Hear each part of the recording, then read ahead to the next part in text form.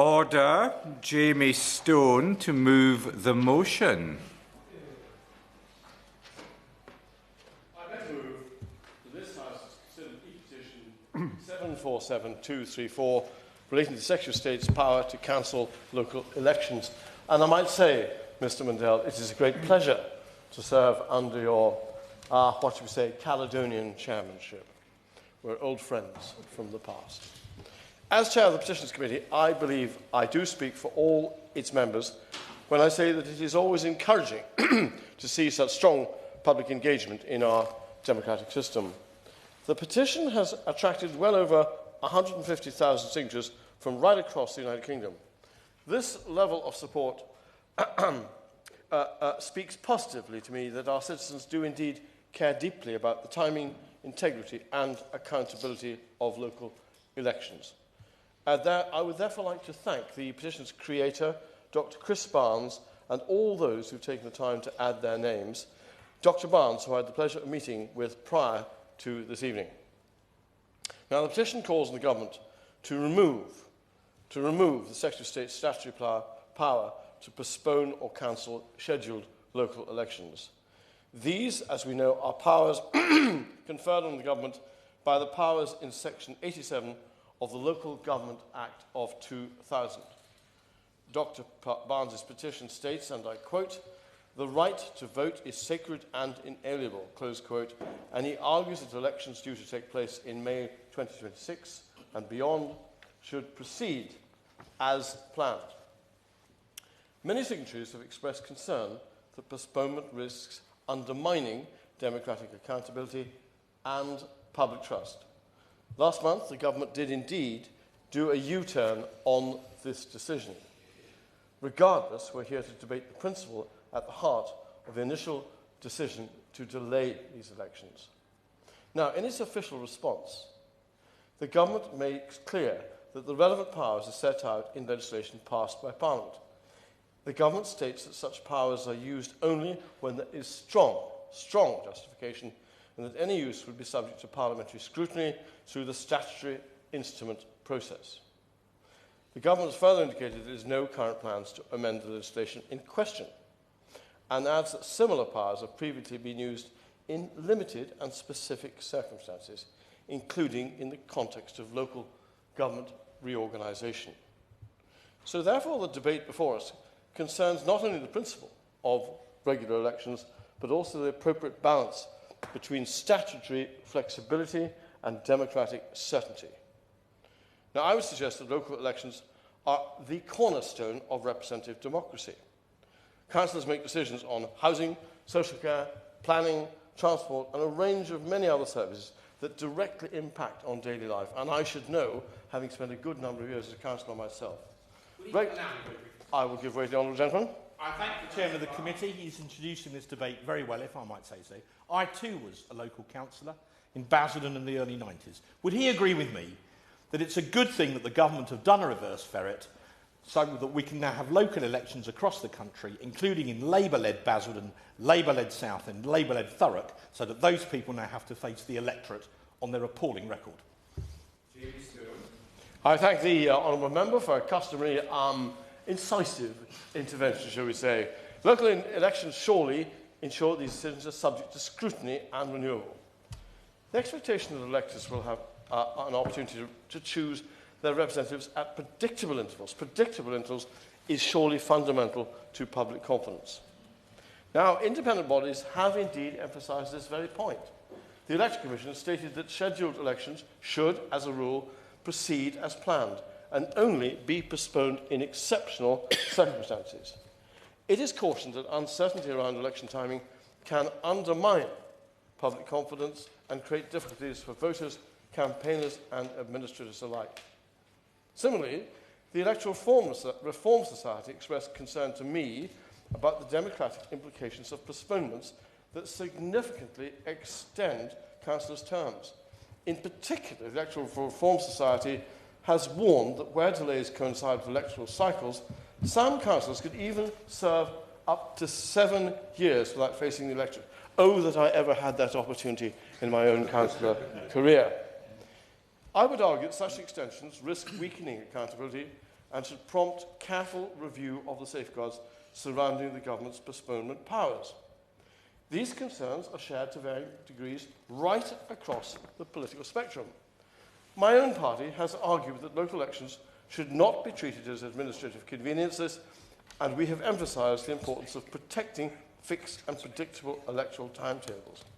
We've raised questions about the concentration of discretion in the hands of a single minister, and we have called for stronger safeguards and greater transparency where postponement is indeed proposed. Now, similarly, members from the Conservative Party have underlined the importance of upholding democratic mandates. However, some have reasoned that statutory powers, once conferred by Parliament, must be capable of being exercised where the law permits. Now, in response, the present government have stressed that the powers in question are not new and were established by Parliament to deal with defined circumstances, such as, I've already mentioned, the structural reorganisation of local government. The government argues that there must remain a mechanism to ensure orderly transitions where boundary change or authorities are merged, and that such decisions are subject to legislative oversight and are not to be exercised arbitrarily. I'm sure that within the debate that will follow, we will examine these points more closely. What does indeed unite these differing perspectives is a shared recognition that elections are not merely procedural events, they are the very means by which authority is conferred and renewed. Any decision to postpone them must therefore meet a very high threshold of justification and transparency. It was never, surely never, be motivated by self-interest, and that would instill distrust in our democracy, which is something very precious to all of us. This petition and the debate tonight it has prompted reflect a broader public anxiety about democratic accountability. In recent years, and we all know this, trust in political institutions has been tested. It's therefore understandable that proposals or decisions which affect when voters may next go to the polls attract scrutiny and, indeed, very strong opinion. At the very same time, Parliament has long recognised that exceptional circumstances may require flexibility. The legal framework governing elections is complex, and changes to local authority structures, emergencies or other significant disruptions may necessitate adjustments. But the question for this House is not whether elections matter, and I trust that all members of the House believe this, but how best to reconcile the principle of regular democratic renewal with the practical realities of governments. Now, the petition process exists precisely to enable such questions to be posed and examined. That is why we are here tonight. When substantial numbers of people across the country express concern in a democratic system, as they have with this particular petition, Parliament surely must listen to them. It is right that ministers have the opportunity today to set out clearly the legal basis for the powers concerned, the circumstances in which they may be used, and the safeguards that exist. It is also equally right that all members from all sides test these explanations where appropriate. Now, I hope that today's debate will contribute to the clarity, transparency and accountability, and I want to reassure all those who signed the petition that their concerns are being taken seriously in this debate tonight, because that is precisely what the Petitions Committee is all about. I will draw my conclusions, Mr Mundell, to a close, and I listen with the very greatest of interest to see what my colleagues here this evening have to say, and indeed how the Minister who has kindly represented the Government will respond. I thank you. I remind members that they should bob if they wish to be called in the debate. The question is that this House has considered E-petition 747234 relating to the Secretary of State's power to cancel local elections. And I call Will Foster. Mr Mundell. It's a pleasure to serve under your leadership this evening. I want to thank, as well as you for chairing this debate, I want to thank the people that signed this petition. We had almost 153,000 people from across the country signing this petition. 186 from my constituency of Woking signed it as well. And I think they signed it because we unreasonably lost our right to vote last year in Surrey County Council's elections, which were unreasonably taken away by the previous government. By this government. Now, did they lose their right to vote because of massive, significant events that meant we just couldn't go to vote? Was it a world war, First World War, Second World War? We've had them, where elections will have to be postponed. Was it the foot and mouth crisis in 2001? I will, yes. Just as a matter of record, we had a general election in Britain in July 1945, when we were still involved in fighting the Second World War in the Far East. So if we could have a general election in wartime, I see no reason why we couldn't have local elections this May in peacetime. I quite agree. My memory doesn't stretch back as far as this, but my honourable friend is completely right. We had elections were postponed just around serious wartime, foot and mouth in 2001. And obviously, we all remember, even I remember, the COVID pandemic that resulted in the 2020 elections having to be postponed. But in Surrey and across a lot of the country, people lost their right to vote, our right to vote, because of local government reorganisation. Not exactly an existential threat to our way of life, but that is how we lost that right to vote. Now, because of that, people in Surrey lost their right to vote, and we are now stuck with county councillors that were last elected in 2021.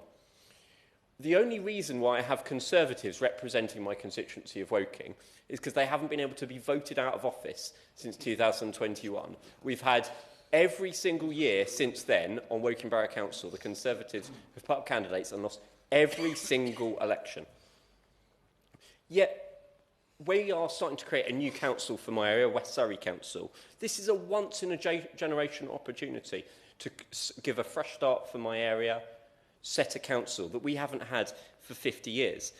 But people are, in those meetings, setting in motion this once-in-a-generation opportunity that have lost their mandate. They've had their mandate expired, and I think that is completely unreasonable. And it's because of the use of the Secretary of State powers that this petition is opposing.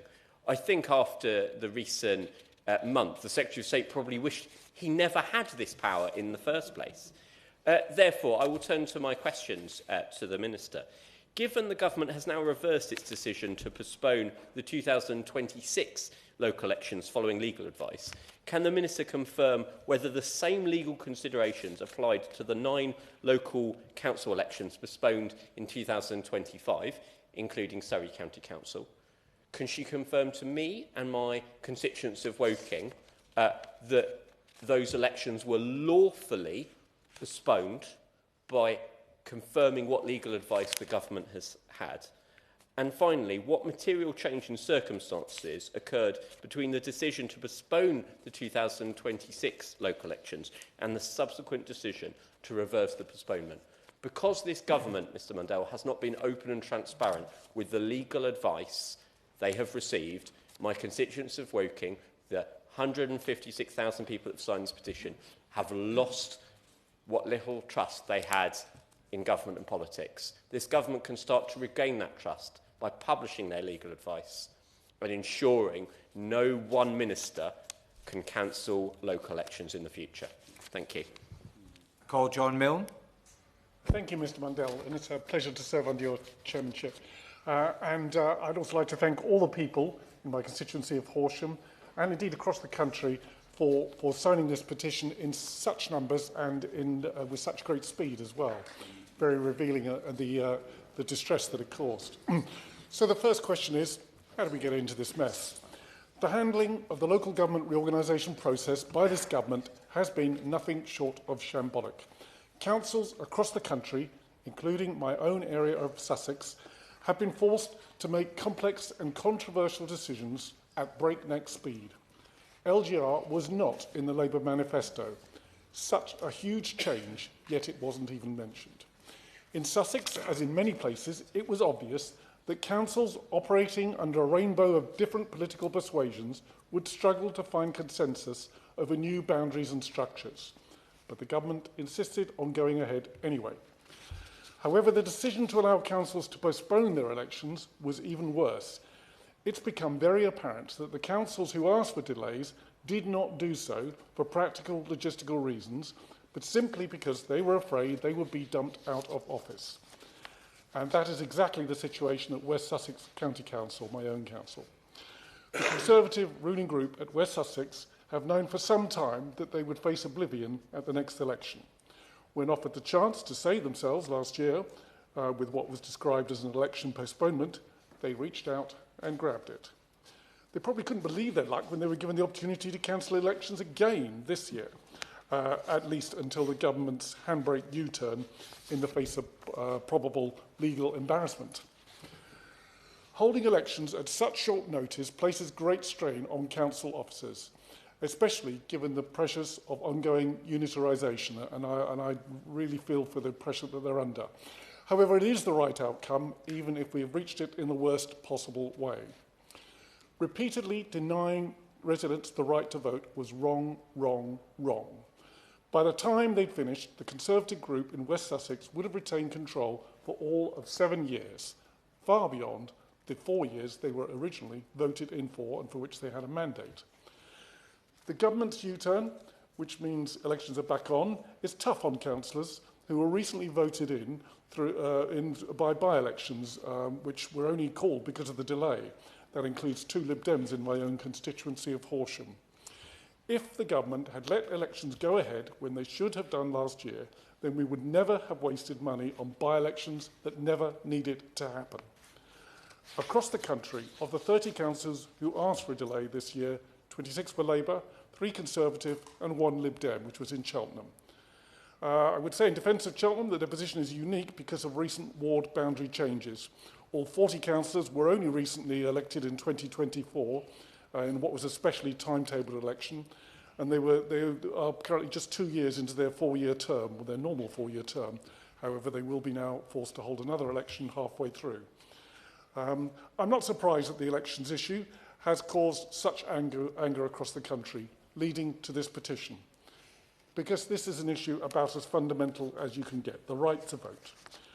I fully support the petitioners in my own constituency of Horsham, and I'm glad that they're going to get their chance to vote after all, even if it does mean I'm going to have to spend a lot of my weekends knocking on doors until May, like the rest of us.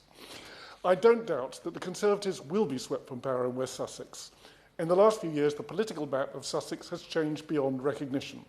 In 2023, Horsham District Council became Lib Dem for the first time this century. And in 2024, I had the honour of becoming the first non-Conservative MP for Horsham in 144 years. So I look forward to May 7th, when we can finally bring West Sussex County Council kicking and screaming up to date. To conclude, Mr Mundell, this was a mess that we did not need to get into. So I support the proposal in the petition to remove the right of the Secretary of State to cancel elections. We have only to look at what has just happened to know, to be certain, that it's a right that is wide open to political exploitation, as has just happened. So I hope the Minister will consider amending the legislation as proposed. Thank you. You wish to speak, Mr Farage? Thank you. Thank you very much, Mr Chairman. No taxation without representation. It's quite a powerful political adage. It's worked well over the years. And that's really what people were facing in many parts of the country, paying their council tax, but not being able to have a say, and in certain cases, elected county councillors who would stay in position for a full 7 years. But it wasn't just the minister that did this. It was done with the connivance of the Conservative Party, who did everything they could to deny the vote in Norfolk, in Suffolk, in East and West Sussex, and initially in Surrey, doing their best to stop people voting for 2 consecutive years. And the Lib Dems did get in on the act in Cheltenham, though I will grant you slightly different circumstances. Talking of the Lib Dems, I've been having a very good chat with a very prominent Liberal Democrat who I get on rather well with, Sir Bob Russell, who of course represented Colchester for many, many years, who made the point. The last time there was fundamental local government reorganisation in England, it was 50 years ago. But no one suggested that elections should be cancelled, delayed, postponed. In fact, the debate about the shape of local government reorganisation became part of those campaigns, and they were issues upon which people voted. So I'm very proud of the fact that 153,000 people signed this petition, but I'm even prouder of the fact that 4.6 million people will get the vote on May the 7th because of the judicial review that I took against the government. So I'm very proud of that, and we will go on, reform will go on, fighting for proper open democracy. But what is clear is that Article 87 of the Local Government Act of 2000 gives way too much delegated power to a minister of any government, and that elections are completely fundamental to liberty and freedom in our country. And I think what we need to do, and I'd ask the government to support this, is we should change Article 87 of that LGA Act to make sure that in future any delays to election, for whatever reason they may be, have to be the subject of primary legislation, an open debate and a vote by all members of Parliament. And if we do that, we'll never, ever finish up in this awful mess and lack of trust in politics again. Thank you.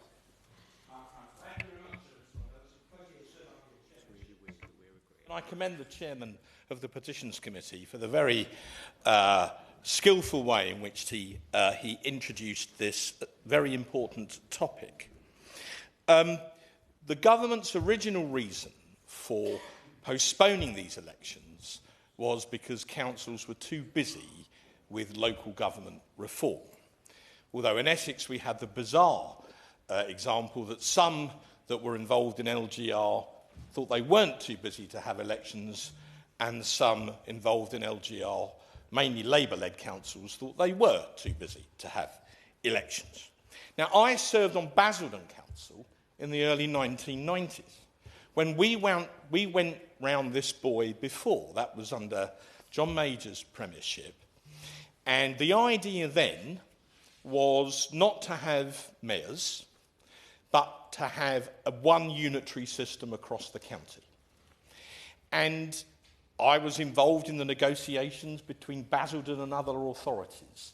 In the end, Mr. Mundell, to cut a long story short, the whole thing broke down because no one could agree on who to team up with.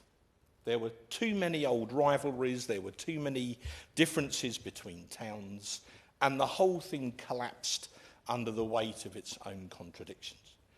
So when I heard we were going round this boy again, I confess, perhaps based on my previous experience, I was deeply sceptical. And I remember saying to my own local Railing Whitford Conservative Association over 3 years ago at one of our quarterly executive meetings, don't take it as axiomatic that this will all happen. It fell apart last time, it could yet fall apart again. And where are we now? We were supposed to have mayoral elections this May. The government has postponed those mayoral elections by 2 years to May 2028. We're supposed to have a mayoral combined authority. So now we face the bizarre position where we would have a combined authority which is not elected. It's an unelected committee of a handful of senior councillors drawn from several constituent councils, but with no mayor. The fate of the combined authority now appears to be effectively in abeyance, Mr. Mundell. And Labour's whole argument for doing this is to move from a two-tier system to a single-tier system. That's not true. The two-tier system we have at the moment is Essex County Council as the upper tier, and then a series of district, borough, now city councils below. The third tier of parish councils and town councils are basically unaffected either way. So we're now moving to another two-tier system where we'll have a mayor and a combined authority as the upper tier and a bunch of unitary authorities, whether 3 or 4 or 5, as the lower tier. So we go through all this cost and misery and uncertainty to go from one two-tier system to another. So the whole argument is nonsense from the get-go. Then, moreover, I have been door-knocking in my constituency for 25 years, and I have never, once, ever had an elector say to me on a doorstep, I want a mayor of Essex. Take it from me, Mr Mundell, Essex people, if they want something, are not shy to let their politicians know. I see an member for Clacton is grinning at this. He's obviously experienced this himself. But they don't want a mayor of Essex, or if they do, they haven't said so. It has no demos. There is no public demand for it. People are not clamouring for a mayor. We've never had one in 1,000 years. But suddenly the government think that we need some Sadiq Khan for Essex. Well, I can tell you that is about as popular as a bowl of... Well, anyway, it's not very popular. So where do we now sit? Southend Unitary Authority, Southend City Council, forgive me, after my great friend Sir David campaigned for it for many years. If he were here, he would chide me now. Southend City conducted their own consultation about a year ago. 2/3 of the people who replied said they didn't want any change at all. So then the government instituted a wider county-wide, and that's Greater Essex, so that includes Southend and Thurrock, for the avoidance of doubt, a county-wide consultation which closed on the 15th of January. Now, perhaps when the Minister replies, she could tell us some 6 weeks on what the result of that consultation was. And if she doesn't have that to hand, perhaps she could tell us when she intends to publish the results of that consultation. I'm sure before the local elections, before we get to Purdah in the 3rd week of March, so that the good people of Essex know what their fellow county people said before we go to the polls. I'm going to take a punt on it. I'm going to say it's going to reveal that there was very little enthusiasm at all for local government reorganisation whatsoever in Essex. And if the Minister wants to prove me wrong, then she can publish the results of the consultation. So, only a few other quick points to make, Mr Mundell. Labour sought to postpone these elections, and now, thanks to campaigning, I admit, by Reform and by the Conservatives and others, but overwhelmingly due to public pressure,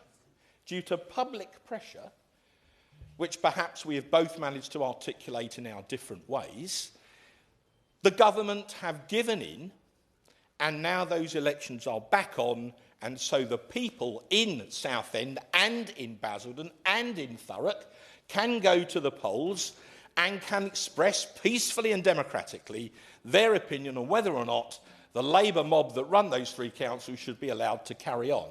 I give way to the right honourable gentleman from Northern Ireland because no debate in Parliament will be complete without it. Jim Shannon. Well, it'll be enough for me, so it will, you know. The elections, does the honourable member agree that the elections aren't just bureaucratic processes? They're how communities hold leaders to account, set local priorities and influence decisions that affect their everyday lives. The fact that anybody should try to stop an election will backfire on those who try to do that. And does he agree that when it comes down to people's opinions, as he's expressed very, very clearly, that's the priority. Let people decide. Don't deny them their right to the ballot box. Well, I have 2 responses. I have a great deal of time for him, as he knows. One, the chairman of the Petitions Committee laid out very clearly the responsibility of local government at the beginning of his speech, so I shan't try the patience, Mr Mundell, of you or the rest of the House by repeating them, but it's everything from planning to housing, adult social care, education. These things affect people's everyday lives. They're really important. And they should have a democratic right to decide which councillors run those services that they pay for as customers via their council tax. So, of course, there should be elections. And secondly, and on a personal note, and I hope he and other colleagues here will understand this, nobody delayed the general election. I went into battle at 20 points behind in the polls. No one gave me a bye. I had to fight to be here. I had to convince my employers in my constituency to renew my contract of employment to represent them, and so did everyone else in this House this evening. So why should it be different for local councillors? Why don't they have to get their contract of employment, in effect, renewed by their employers at the ballot box? So I thank the Minister for the fact that the local elections will now go ahead. She may recall we had some sparky exchanges in the Commons chamber about this, but we've ended up with the right decision, albeit after far too long. And so the people of Essex will be, if they wish to support the government's bonkers housing targets, mandatory and top-down, imposed by some Whitehall civil servant that couldn't find Essex with a tom-tom, and supported by a mad computer algorithm. If they want to go and vote for that, they can. If, conversely, they want to vote for Conservative councillors who care about the area they live in, who want to defend the Greenbelt and carry on providing good services to people at a cost that they can afford, then they've got the chance to vote Conservative, although, for the record, other products are available. So that means people can actually have elections in Essex and pass a verdict, and I very much hope that in my corner of the world, for Essex County Council, for Rochford District Council, for Basildon Borough Council, they will vote Conservative. But however they vote, whoever they choose, whoever they give that very important mandate to run those really important services, the fundamental point is they will be allowed to exercise their right to choose. And it's this government that very nearly took that away, and we should never let them forget it. Other than that, though, I have no firm view on the matter. Andrew Rossendale. Thank you, Mr Mundell. I say to the Minister that cancelling elections is always wrong unless there is an extreme situation where that necessitates a postponement of an election. I can't think of many examples in recent years where that was necessary. I remember when Margaret Thatcher abolished the GLC. She extended the GLC's term by 1 year only, and then the GLC was rightly abolished. I remember during the COVID pandemic, the Greater London Authority's term was extended by 1 year, but then it was shortened in the next term, so a 5-year term, then a 3-year term. Cancelling elections, I think, in this case, Mr Chairman, purely for political reasons, is fundamentally dishonest of this government. And it is only, I have to say, because of the actions of my honourable friend and member for Clacton, who took a judicial review that forced the government to do another U-turn on this issue, allowing the rights of the people of this country to vote for their chosen local councillors in the forthcoming elections on the 7th of May. But I'd like to make a further point, because democracy isn't only about how you vote in local elections and who you choose as your local councillors. It's also about the structure of local government. My borough is the London Borough of Havering, as the Minister knows only too well, because I've spoken about it on many occasions. And I was rather disappointed that my honourable friend, the member for Rayleigh and Wickford, didn't acknowledge that the London Borough of Havering actually is also an Essex borough. But the problem is, Mr Mundell, is that the people of my borough have never been given the chance to choose whether we want to be under the Mayor of London and the Greater London Authority, or whether we would prefer to be a unitary authority or under this new Greater Essex. We simply don't get given the chance to decide. We aren't asked. Our opinion doesn't matter. So we are forced into an artificial Greater London structure which doesn't suit the interests of my borough. It means that we are paying vast sums of money in to effectively subsidise inner London.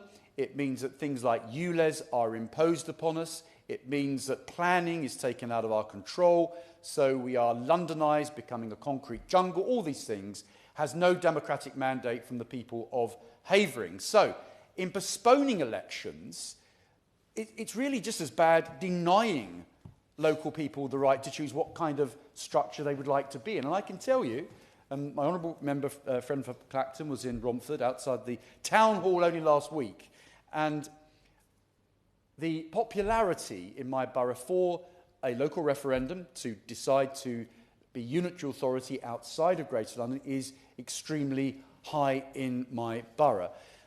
But I say to the Minister, if we believe in democracy, we really do need to be given the chance to make those decisions.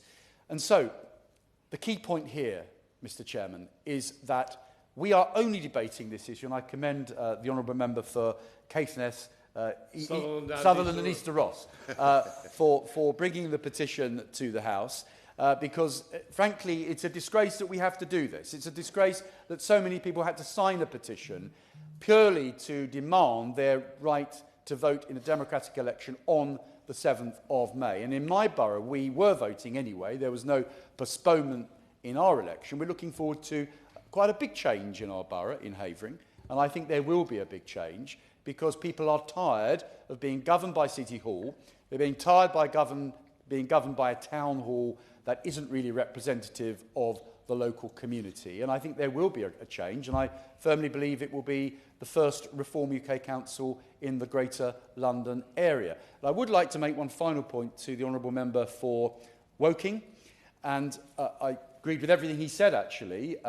And on this, I think the Liberal Democrats have an honourable position on this in terms of democracy. I think there was Cheltenham, I think there was a little issue there, but let's not worry about that. I think the Liberal Democrats were very clear that there should have been elections. But what I would say to him is that under these restructuring of local government, I think one of the issues in his particular new local authority, it being called West Surrey, surely it should be called West Surrey and South Middlesex to actually reflect the true historic county identity of that particular area. Because if you're going to name local authorities, you give them names that actually reflect the geography and the history of that area.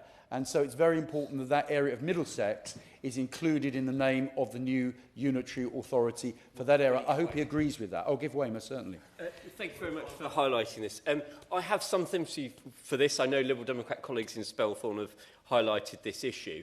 Obviously, we're going to have a new council called West Surrey, which is 1/6 South Middlesex. I know the government are considering this suggestion. I hope they give it due consideration. I think one of the concerns being that it's only 1/6 South Middlesex, so why should it be half the name?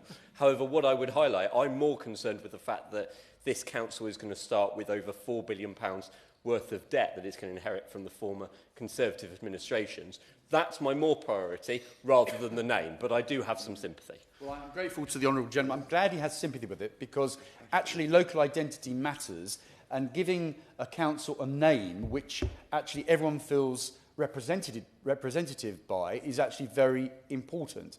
And so I hope that will become a reality. And I know the Middlesex Heritage Society is very strong in campaigning for this, and even I get requests to raise this, even though I'm not a Middlesex MP. I am an Essex MP and proud of it. Mr. Chairman, in closing, can I say one final thing? Is I hope the government have learned a lesson here. Democracy has been fought for over many centuries, many generations. It's not something you just discard or postpone or delay purely for political advantage. And I'm afraid the government have been called out on this issue. And I believe that the denial of democracy is something that the Minister really should apologise for today. And thank goodness there was a threat of a judicial review, and that prompted the government to do that U-turn, which means that the people of this country can properly vote in local elections on the 7th of May. Thank you. I call Gideon Amos on behalf of the Liberal Democrats. Thank you, Mr Blundell, and I'm keen to congratulate you in securing quality, if not quantity, in the number of speakers in this debate.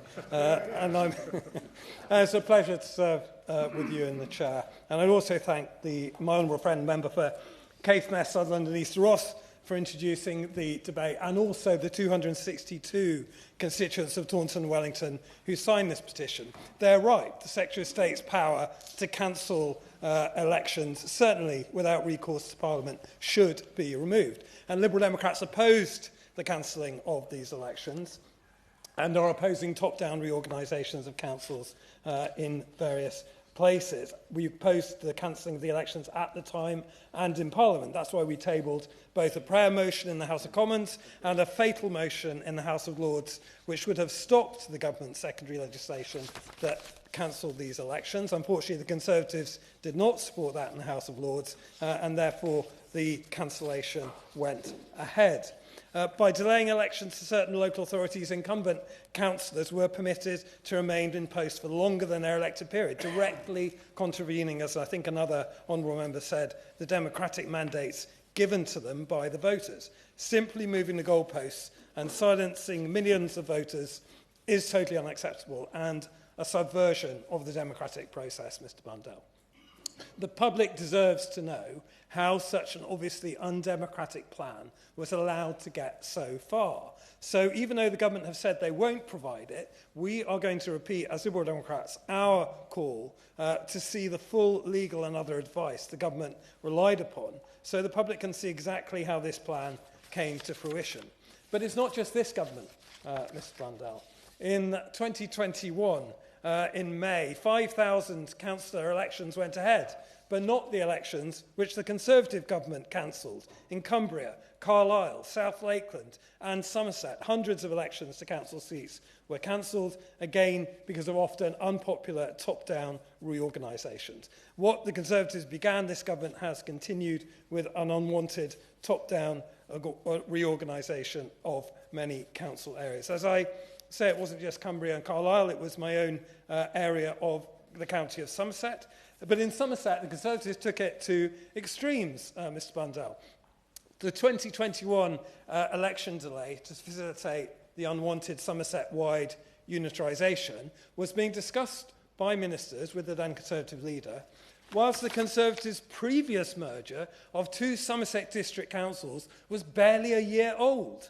The merged district council, which then went on to become part of the new Somerset Unitary, has gone down in history now as the shortest-lived local authority in history, wasting millions of pounds, and the public will was ignored then, just as far too often it's being ignored now. In both those Somerset mergers, calls for the last government to respect a referendum or a poll of local people were ignored, elections were delayed, and a new super-large council 60 miles across with around 20 towns and 400 villages were lashed together for Conservative convenience, even though the public voted clearly instead for two smaller unitary councils. Now, just like then, local authorities have been grappling with the severe and additional pressures the government's reorganisation is placing on their budgets. And as a result, and because of the government flip-flopping and the lack of clear and prompt communication about whether local elections will go ahead, many are now scrambling to prepare for elections in just a few weeks' time. Staffed by electoral services officers, many of whose district council employers have been lined up for abolishment. Or even abolition, Mr Blundell. Does this not raise, Mr Blundell, serious questions as to whether they'll be able to deliver the free and fair elections which are essential? I therefore ask the Minister, given the government has now reversed its decision to postpone the 2026 local elections, can the Secretary of State or the Minister confirm whether the same legal considerations applied to the 9 local elections postponed in 2025? And does the Minister believe the postponement of the elections by the Conservative government in 2021 was lawful or not? And as the Honourable Member for Rayleigh and Wickford has raised, the characteristic here is cancelling elections for unpopular top-down reorganisations. In Somerset, we are going to be lashed together with Dorset, Wiltshire and some other authorities to become Wessex. And like him, when I've been visiting villages flooded out on the Somerset levels, none of them have come up to me and say, what I really want is a Metro Mayor for the Somerset levels. Unless you can bring back King Alfred, I suspect they're not going to back the idea at all. My other question for the Minister is, will the Minister make clear what amount of taxpayers' money has been paid on legal costs arising from proceedings related to the proposed postponement of local elections? These are real questions the government needs to answer. We on these benches oppose the cancelling of elections. We'll keep asking those questions. We have consistently stood against the cancellation, both by the Conservatives and by this government, because we are clear The decision to cancel should never have been taken, and democracy delayed is democracy denied. Thank you, Mr. Mandel. Shadow Minister David Simmons. Mr. Mandel, a pleasure to serve with you in the chair this afternoon at a time when Parliament is very active in the world of local government. And I think that shows how much it matters. We heard from the member for Rayleigh and Wickford both about his local government experience, but also about the diversity of different services that local authorities provide. Over 800 different provided by each council on average, which reflects the level of interest that all governments and all parties have in making sure that the organisation and structure is correct. As an opposition party, Mr. Mandel, we've approached the issue of local government reorganisation with the seriousness with which we treated the same issue when we were in government.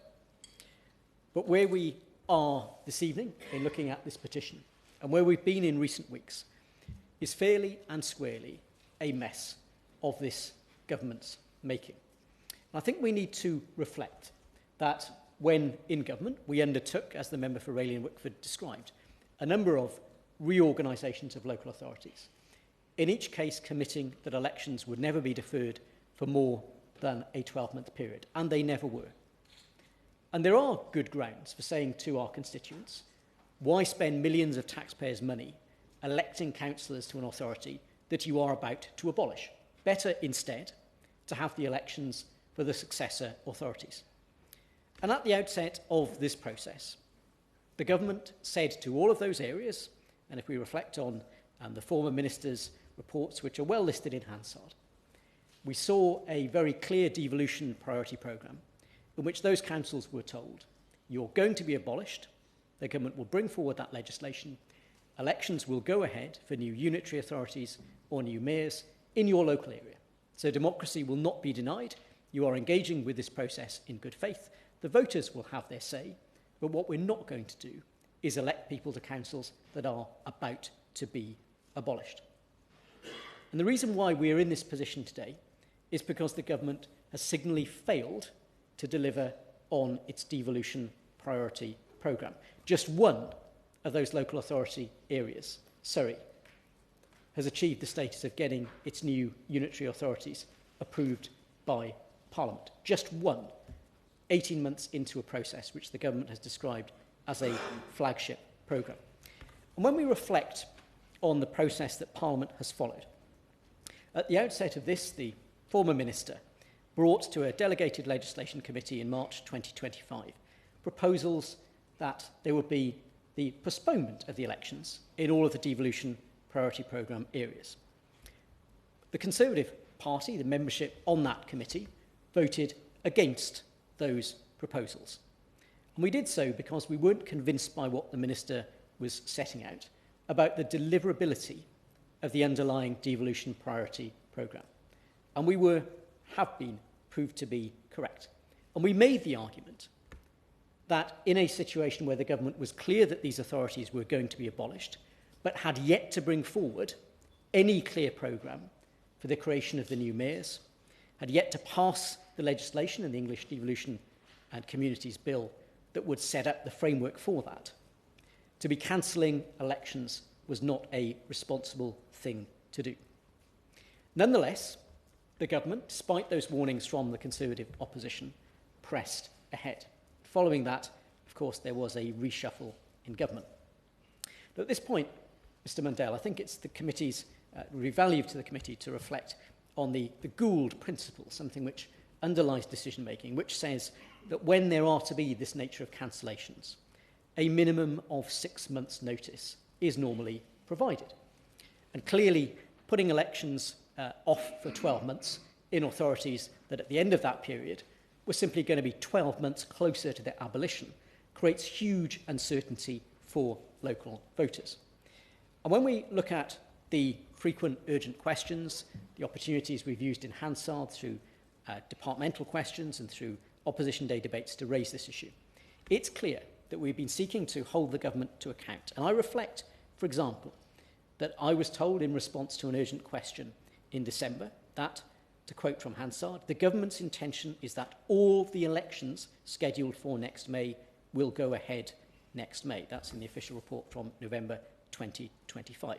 The following day, the Minister told the House that those mayoral elections scheduled for this May in these devolution areas were being cancelled after all. It is abundantly clear that there has been chaos in MHCLG, a complete lack of direction, and it has left local government leaders across the country who have been seeking to act in good faith with an eye to good use of taxpayers' money, but also to maintaining democracy in their areas, in an incredibly difficult position. And the fact that we've seen ministers literally 24 hours later reversing the position that they are telling Parliament has been characteristic of that entire process. So, Mr. Mundell, let's just reflect on the decisions that led to the most recent hokey-cokey, the government having made it clear that they were minded to press ahead and cancel those elections. Now, we know the feedback from local government leaders around the country is that they were placed under enormous pressure by the department, by ministers, to say that they wanted that cancellation to go ahead, to the extent of drafts of letters being sent back to council leaders asking them to say in more clear, more serious terms what the impact would be on devolution if those elections were to go ahead according to the schedule. And to their credit, many of those leaders, many of those local authorities resisted the pressure that they were put under. But that resulted in the Secretary of State making the announcement that he would be bringing forward proposals to cancel the elections in those 31 local authority areas, with Pendle being added, I think, 24 hours after the announcement was made. Again, characteristic of the chaotic approach the government has adopted. But what is curious about this whole process, Mr. Mundell, and this is the nub of the questions that I wish to put to the Minister. We've heard quite a lot from members of Reform about the judicial review. But I think we need to be clear. Reform did not win a judicial review against the government. The government surrendered without a shot being fired. They essentially offered no defence. The Secretary of State, with that judicial review coming into view, decided to reverse his decision. Had he brought forward legislation to Parliament to cancel or postpone these elections, that would have been beyond the scope of a judicial review, as parliamentary proceedings are. As was the case when we dealt with exactly the same set of questions on the basis of legal advice that the department had been provided with roughly 12 months beforehand. So the key question, Mr. Mundell, is what had changed? What was different that something that was advised to be unambiguously lawful, that was dealt with through the delegated legislation process, with clear, robust defence from ministers that this was the right thing to do and entirely in accordance with the measures set out in the 2000 Local Government Act, had become unlawful 8 or 9 months later. Now, there is very little, Mr. Mundell, that legal advisers have brought to the opposition's attention that suggests that had the Secretary of State pressed ahead with his decision, had he placed that before Parliament and Parliament had voted that those elections were to be cancelled, that that would be subject to challenge. But it is clear that the government would have had to set out, in defending a judicial review, the correspondence, the discussions that they had with all of those local authorities, that they were putting under such acute pressure to seek the cancellation of their elections. And the opposition is going to be pushing very hard, Mr. Mundell, to understand what it was that led the Secretary of State to delegate the decision to a different minister rather than make it himself as the legislation envisages, and instead to reverse, as the member for Rayleigh and Wickford decided, at the last minute, at huge cost, at huge impact on local authorities, many of whom, on the basis of the government's assurances, had released the polling stations, had told schools that they would be open on polling day now because the government had cancelled the elections, had stood down the polling clerks, the polling station staff, that they weren't going to need because the government had cancelled the elections, had told the police that they could stand down their planned patrols to make sure those elections could go ahead because the government was cancelling them, who now have to put that whole operation back together at incredibly short notice. Now, I know the Minister's answer in respect of the question of what changed is likely to be that the government does not discuss the basis of its legal advice. And that is a principle which governments of all parties have stuck to for many years. But given that the legal context of the decision made in March 2025, that decision which we as an opposition, I remind the committee, voted against, was that it was lawful for the government to do this and in accordance with custom and practice. What was different when the Secretary of State came to put that decision before Parliament nearly 12 months later?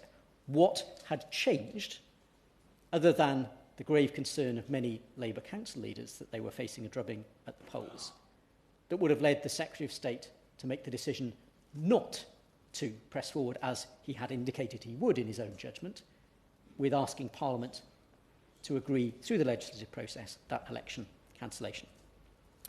And I finish, Mr Mundell, with these points.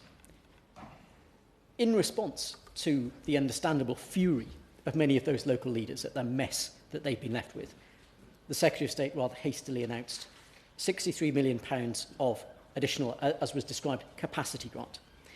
It would be helpful if the Minister could set out, for the benefit of the committee, what guidance has been given for the use of that capacity grant, because it does sound rather like the amount that would be required to set the elections back up again at very short notice, expensive as it would be. And when we reflect on the words of one of her predecessors, when he spoke in Parliament during an urgent question, and he said that, he described himself as being blunt, but he said, local leaders across the political spectrum have worked in good faith, and I agree with him. He said they have put aside their self-interest and their differences, and they did, in his words, as a former minister of this government, everything asked of them to secure a better settlement for the people that they represent. And he concluded by saying, of this government's actions, we need to be better than this. Does this minister agree?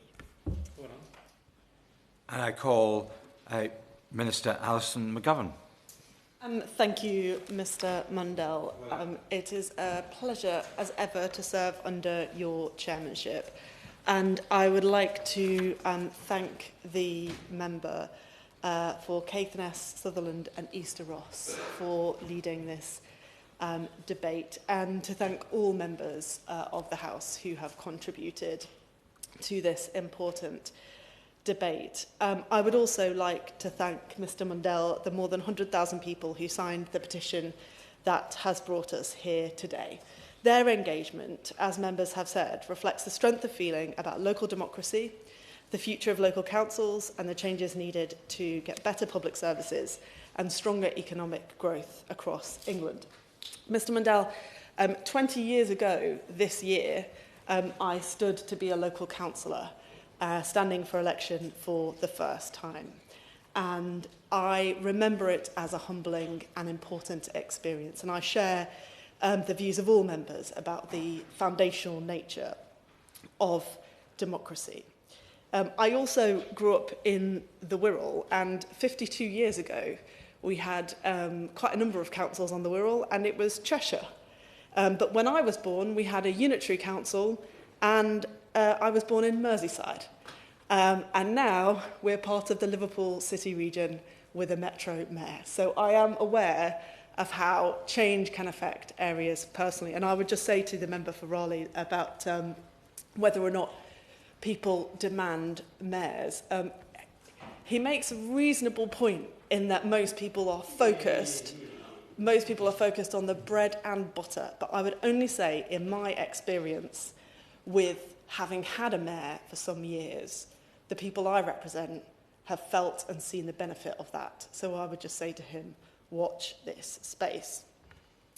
I want to begin by acknowledging the concerns raised by petitioners and that has been expressed today, because democratic legitimacy matters profoundly. People must have confidence that their vote counts and their voice is heard. and they must have the confidence that the structures into which representatives are elected are sustainable, capable and fit to deliver the services on which communities rely. And the member for Woking and I have engaged several times in this House, and we will continue to engage about the points he rightly makes about Woking's debt and what we must do to guard against such things happening again in the future. Our responsibility is to safeguard both. In many parts of the country, residents continue to live with a two-tier system that is inefficient, confusing and poorly suited to the demands of the modern state. And that is why this government is undertaking the most ambitious programme of local government reorganisation in half a century. We're replacing outdated two-tier arrangements with simpler single-tier unitary councils that are better equipped to take decisions quickly, create economic growth and support integrated public services. And this is where I must slightly disagree with the member for Raleigh, because bringing together, for example, housing and social services under a unitary council is a different arrangement. So his characterisation of the situation of we're not moving away from two tiers because there'll still be an Essex-wide body is not quite right, because the value of a unitary council is bringing together those services that at the moment are apart. So it's not quite the situation that he's... Just very briefly. Brady, by the way, just very briefly. We're going to have a unitary tier in the government's plans. By the way, my advice to her is cut your losses and drop the whole thing in Essex. It's a shambles. But under the government's plans, we'll have a unitary tier, but we'll then have a tier above them, which is a combined authority drawn from some of those councils and a mayor. That is patently, obviously, two tiers of local government, replacing two different tiers of local government. To pretend it's one is fantasy. Thank you, Mr. Mandel. Let me try this again. Rayleigh. Rayleigh. I've got that right this time. Just as he says, Mr. Mandel. Let me try again. In bringing together the functions of district councils and county councils, we can integrate public services better. That we still need a strategic tier does not undermine that argument, in my opinion.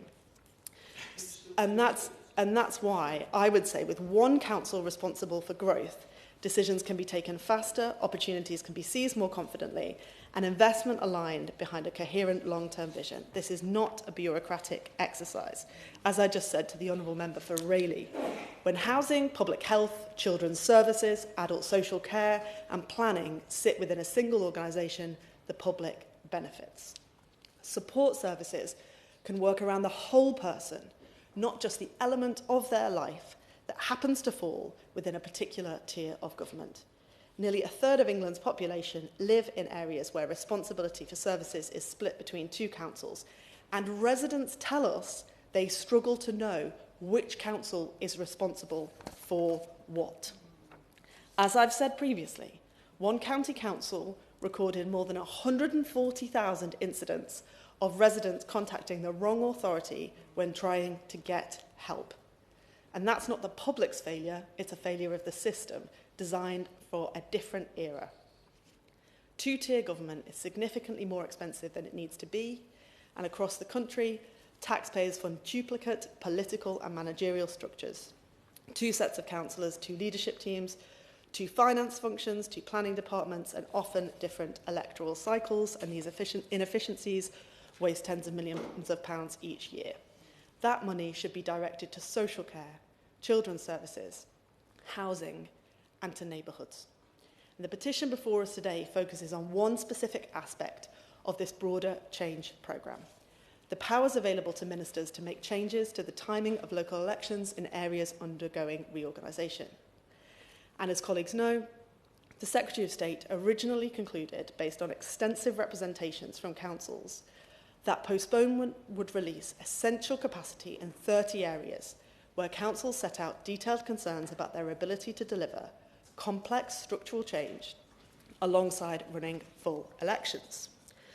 Those decisions were taken case by case, guided by evidence submitted through more than 400 representations, and reflected clear precedents for temporarily aligning electoral cycles with structural transition. However, following the receipt of further legal advice, the government has now revoked that decision. A fresh decision was taken quickly to ensure certainty for councils, candidates and voters. A revocation order was laid, and as such, all of the elections originally proposed for postponement will now proceed in May 2026. We have written to all affected councils, and the government is working closely with returning officers, administrators and suppliers to provide the practical support required to deliver those elections successfully within the timetable. Now, I just want to turn to a couple of the questions that members asked. And the member for Woking and also the Shadow Minister asked me about legal considerations that applied to previous decisions. And I would just say that those previous postponements were legal. The powers to postpone, as we know, existing in statute, and they are unchanged by the most recent decision. I also have committed to write to the Honourable Member in the previous Delegated Legislative Committee, and members who were there will remember that that response will be circulated, and it will be in the usual way. I would also just say to the Shadow Minister that he said himself about the way in which governments of all parties have handled legal advice, and I'm sure I don't need to repeat the reasons why we would treat it in that way. He knows that well, and the member for Horsham and others mentioned the circumstances of Cheltenham, which just show that there can be circumstances in which that would be used, and a number of members, and the member for Romford mentioned Margaret Thatcher extending and changing the terms of the GLC. So clearly there are circumstances in which this power needs to be used. A number of members finally asked about whether or not we would consider changing the law, and the government will engage with amendments in the usual way.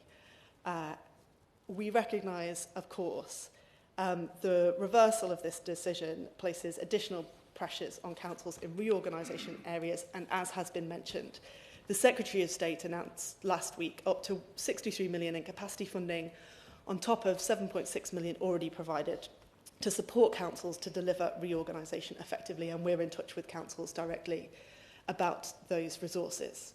But let me turn briefly to the petition's central concern, the powers themselves. Parliament provided these powers for the specific context of structural reform, and previous governments have used them in comparable circumstances, as I've just mentioned and as has been said. But we fully recognise the strength of interest from members in how these powers are framed and exercised. The English Devolution and Community Empowerment Bill, now before Parliament, provides an appropriate forum for considering these issues, and as I've just mentioned, the government is considering amendments tabled and will engage with them in the usual parliamentary fashion, and I do not intend to prejudge discussions in either house. Looking ahead, the focus is now on supporting councils to run safe and effective elections in May, and on progressing reorganisation in a way that improves local services and delivers long-term value for money. The new unitary authorities that will follow will eliminate duplication, strengthen accountability, and make place planning more easy, including with housing, transport, economic development, and public services within a single strategic framework. They will also deliver significant savings, estimated at about 40 million a year in allowances and associated cost, at least 120 million over the first 3 years, which can be reinvested into frontline services. Mr. Mundell, to conclude, elections matter deeply. They matter to us all. And so does the long-term resilience of local government. And members will be aware, after the past decade and a half, I have a significant job on my hands to get all local government towards a better and more sustainable future. When the further legal advice was received, Secretary of State acted swiftly to revoke the postponement decision and confirm elections will proceed in May 2026. The government remains committed to delivering simpler, stronger councils to serve their communities. And with that, Mr. Mundell, I will conclude. Jamie Stone to wind up, if you wish. Mr. Mundell.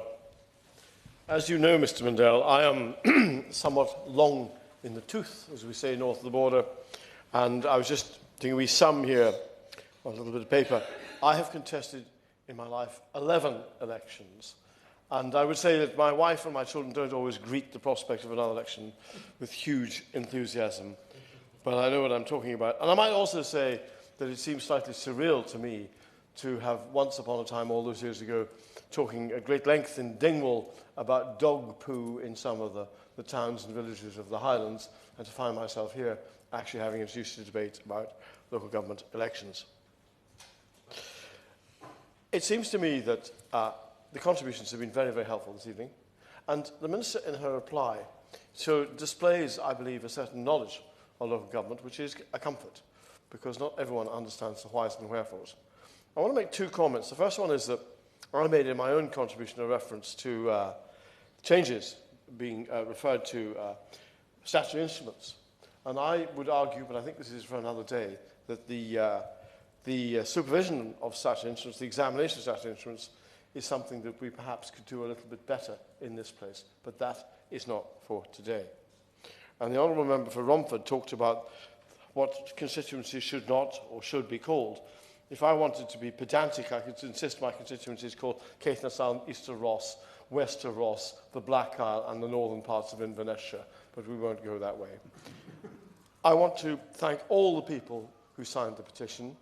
I've also got to be seen to be even-handed in this debate, Mr. Mundell, as you well know. So I shall conclude with simply this, that we hold democracy as being very, very precious in this country. And when we see what is happening in other parts of the world, I think we realise even more so how important this is. But I would say simply this in conclusion, that trust in democracy is absolutely vital. If that goes, then we're in trouble. Mr. Mundell, I thank you.